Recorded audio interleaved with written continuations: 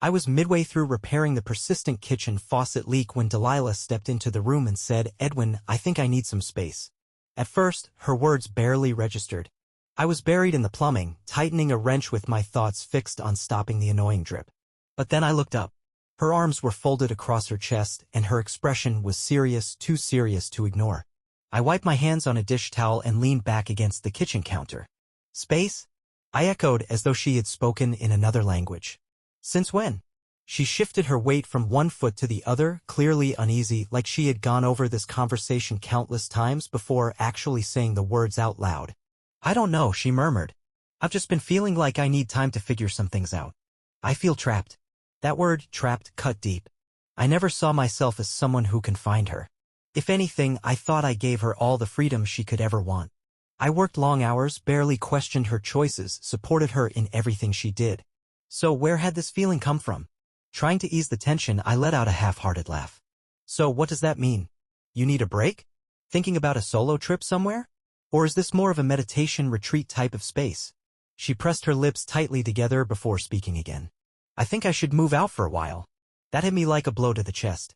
This wasn't just about needing to breathe or clear her head. She had made up her mind. My heartbeat thundered in my ears. I couldn't stop myself from asking, "Is there someone else?" She flinched just for a moment, but I saw it. That tiny flicker in her eyes. My gut clenched. "No," she replied quickly. Too quickly. "It's not about that. I just need to find myself again." Find herself? When had she been lost? I swallowed the lump rising in my throat. "If you walk out now, I don't think we'll be able to come back from it." She hesitated, her eyes locking with mine for a long moment. Then she gave a small nod, as if sealing her decision.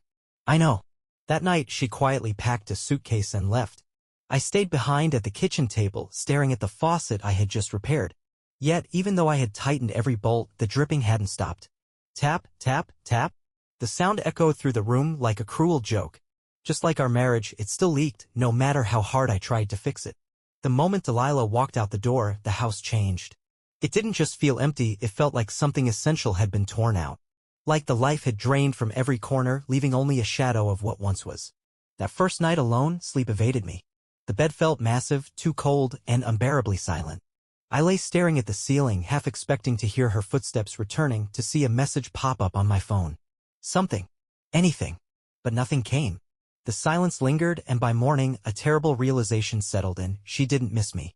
I tried to push the thought aside. Maybe she really did just need some time to process things, to reflect. So I respected her request. I didn't reach out. I gave her the room she asked for. Days passed. Then a full week.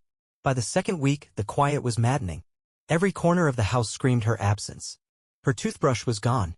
Her favorite mug sat unused in the cabinet. The cozy blanket she always curled up in while watching shows remained neatly folded on the couch, untouched, as if she had never existed within these walls. Desperate for a sign, I checked her social media. Nothing. No pictures, no updates. That was odd. Delilah was usually active, posting snaps of her meals, her workout routines, her self-care rituals. But now silence. Something felt off. I made the mistake of digging through our shared phone records. I wasn't sure what I was hoping to find. Maybe a familiar number. A friend's. A hotel. An Airbnb. Something that would confirm she was just doing what she said, rediscovering herself. Instead, I saw a number I didn't recognize.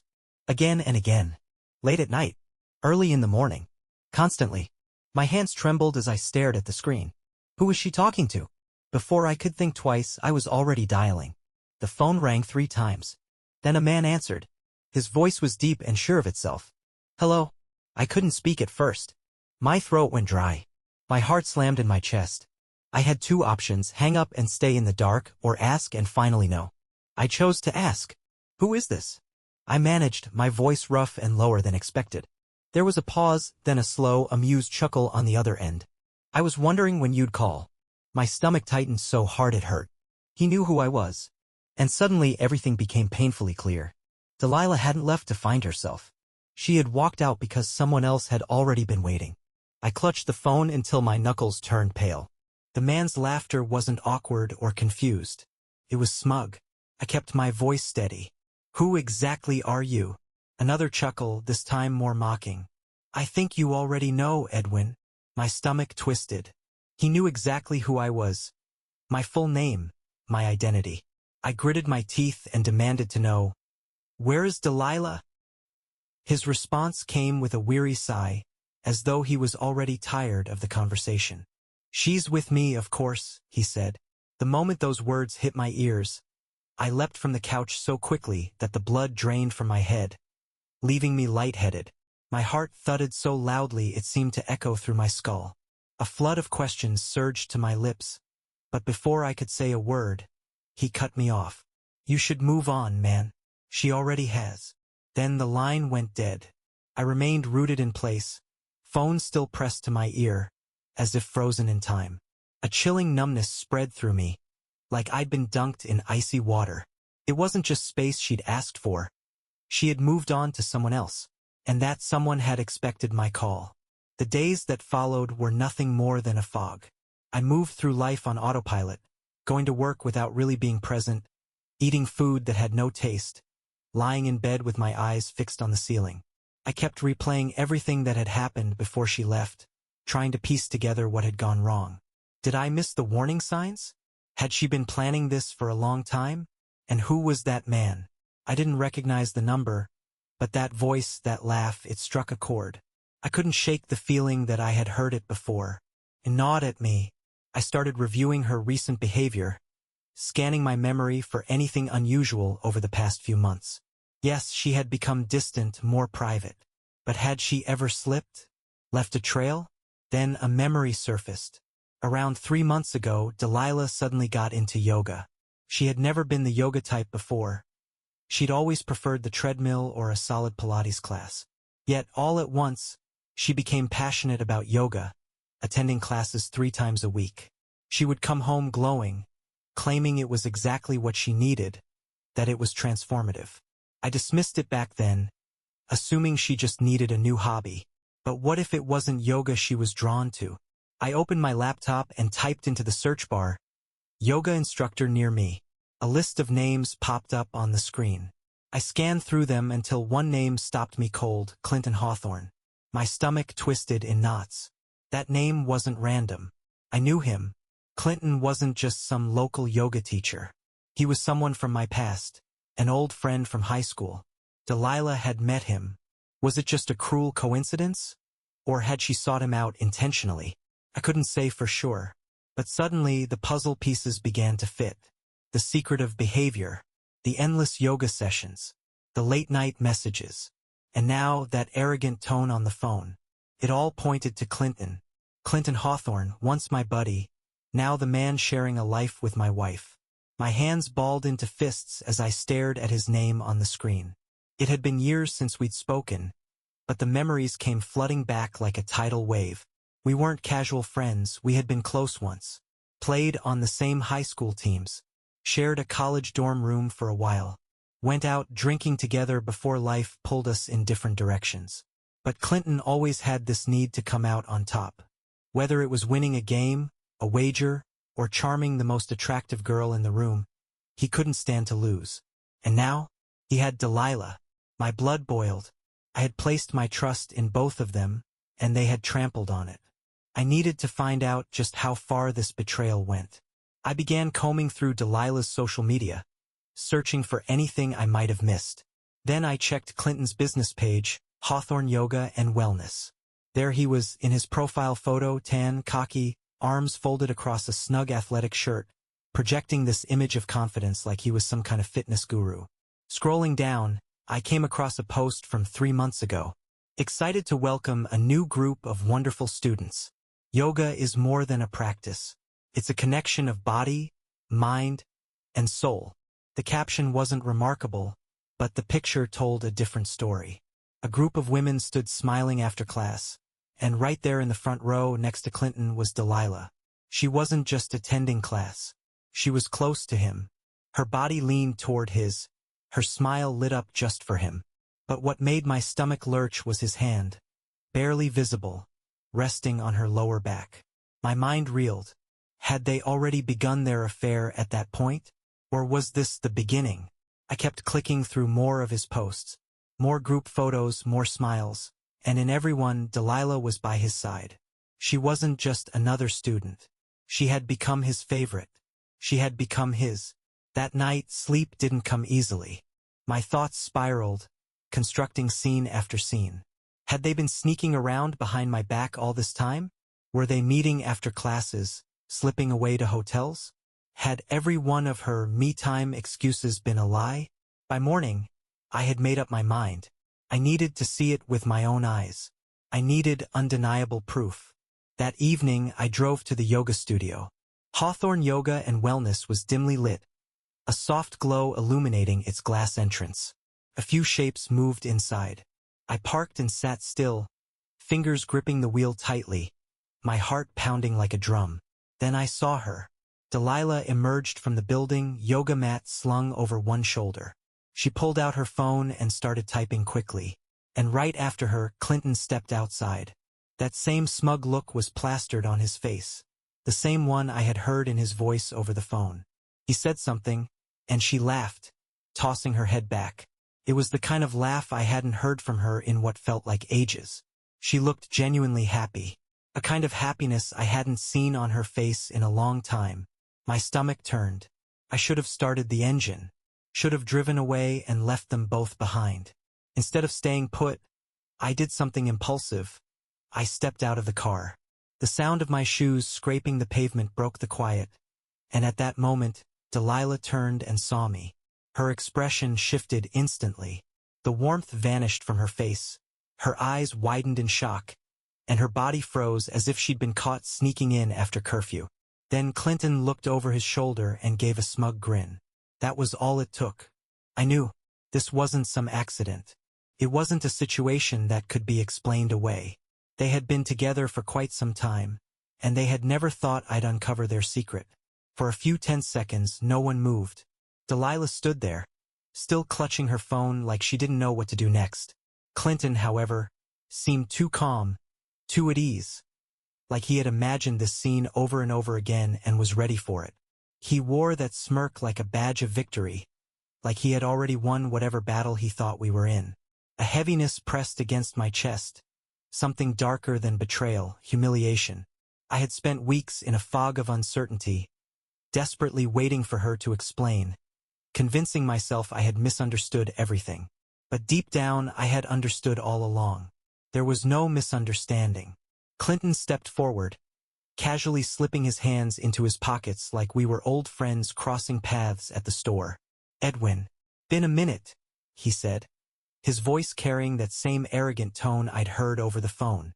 My heart pounded so hard I could feel it in my throat. My jaw was locked so tightly, it physically hurt. "How long?" I asked, my voice low and measured. Delilah flinched at the question. Her hand tightened around her phone as if it might anchor her somehow. "Edwin, this isn't. How long?" I asked again, cutting her off, my gaze locked with hers. She tried to respond, but her voice caught in her throat. Then Clinton, still basking in his own smugness, answered for her. "About 6 months," he said like he was talking about the weather. "Give or take. 6 months. Half a year." That meant every time she returned home from yoga, glowing and worn out, it hadn't been from stretching on a mat. Every moment I had kissed her, wrapped my arms around her, whispered I loved her, she had already given her affection to someone else. A numb stillness washed over me, bringing an eerie sort of clarity. I had been living in a lie, completely oblivious. Delilah finally found her voice, and it cracked with urgency. "It wasn't supposed to go like this." A bitter laugh escaped me. "Oh, really? Then what exactly was the plan, Delilah?" She looked toward Clinton like she needed him to take control of the situation again. But I wasn't finished. "Were you going to keep sneaking around until he proved he was worth it? Or were you waiting until I was too shattered to care anymore?" Her lip quivered. I thought I needed some space." I moved a step closer, my voice dangerously steady. "No. What you needed was a convenient excuse." She exhaled sharply, guilt flashing in her eyes. She understood. She knew I had caught her in the truth she had tried so hard to avoid. Then Clinton, always playing the part of the self-satisfied interloper, placed a hand on my shoulder as though we were having a casual conversation. "Come on, man. Don't make this more difficult than it needs to be. I turned to face him directly, and in that moment, I loathed him more than anyone I had ever known. He had taken everything, my wife, my dignity, and still had the audacity to ask for peace. I didn't raise my voice. I didn't raise my hand. I just smiled. And that alone was enough to erase the smirk from his face. You're right, Clinton. I won't make it harder. Then I turned my attention to Delilah, really seeing her for who she had become, the woman I had loved, the one I had shared a life with, and now the one who had made her choice to be with someone else. She's yours. For a heartbeat, something shattered in her expression. Her eyes widened, her breath faltered, like she had been bracing for a fight and was stunned not to get one. But I had no intention of giving her that satisfaction. I turned away, walked back to my car, got inside, and as I pulled away, I never once looked back. Because for the first time in weeks, I wasn't the one left behind, I was the one choosing to leave. The drive home felt unreal, like I was watching myself from the outside, detached and distant. The lights from passing cars bled into one another, smearing white and red across the night. But my hands gripped the steering wheel steadily. I should have felt something: fury, heartbreak, maybe even freedom. But what I felt was nothing at all. Just a vast emptiness. When I pulled into the driveway, the weight of reality settled over me like a damp fog. This wasn't just a rough patch or a temporary split. There was no fixing this. Delilah wasn't mine anymore, not really. She had already let go long before she ever packed her bags. Inside, the house felt unnaturally quiet. I moved through the living room, kicked off my shoes as if everything were normal, half expecting her voice to echo from the hallway or to find her curled on the couch with a drink in hand. But all that greeted me was silence. Cold, crushing silence.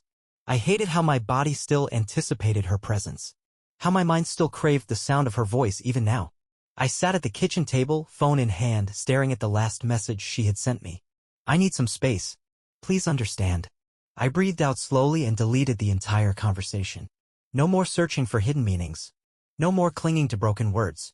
She had made her decision. Then something unexpected happened. Just as I was about to set the phone down, it vibrated with a new notification. A new notification popped up on my phone. Delilah had messaged me again. Edwin, can we talk? I stared at the words, my heart pounding slowly but heavily in my chest. Was this supposed to be some kind of cruel prank? After everything we'd been through? I let out a harsh breath and quickly locked the screen. No. She'd had her opportunity. I wasn't about to give her another one.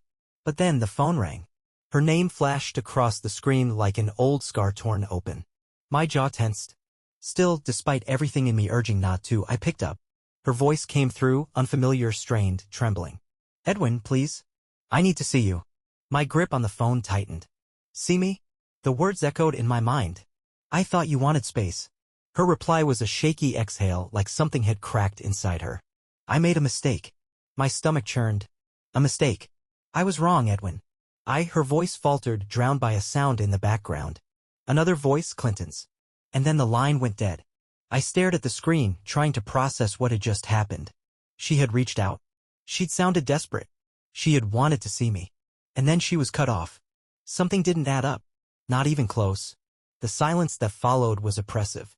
I kept looking at my phone, the pounding in my ears growing louder with each passing second. What was that? Delilah's voice hadn't been calm, it had been filled with fear. That wasn't the sound of someone confident in her choices. That was someone filled with regret. And then, Clinton. I heard him. Distant but firm. It was like he had grabbed the phone from her. Sitting there, holding the phone tightly, I debated whether to ignore what happened or get in my car and see for myself. I knew what I should have done: stay put, let it go. But I didn't. I grabbed my keys and left. I didn't even know where I was going at first. I hadn't bothered to ask her where she was staying because until a few minutes ago I hadn't cared. But something about that call, the way her voice shook, the abrupt end, it kept replaying in my head. So I drove to the only place that made any kind of sense: Clinton's studio. When I pulled into the lot, it was late. The building stood mostly dark except for a single lit window, his office. That's when I saw them. Through the blinds, I caught a glimpse of Delilah.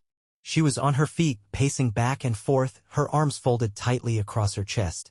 Clinton was seated across from her, his posture too calm, too collected, like he knew he had the upper hand. Delilah was speaking, though her words didn't reach me. Then Clinton abruptly stood. Even from this distance, I could feel the tension shift.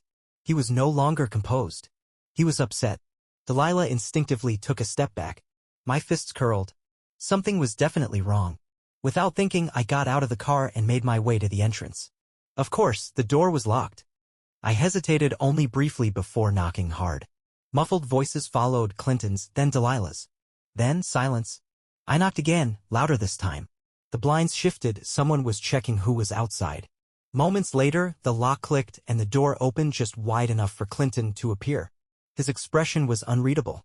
"What do you want, Edwin?" His tone was low, carefully measured. But there was something else underneath, irritation, maybe even a trace of fear.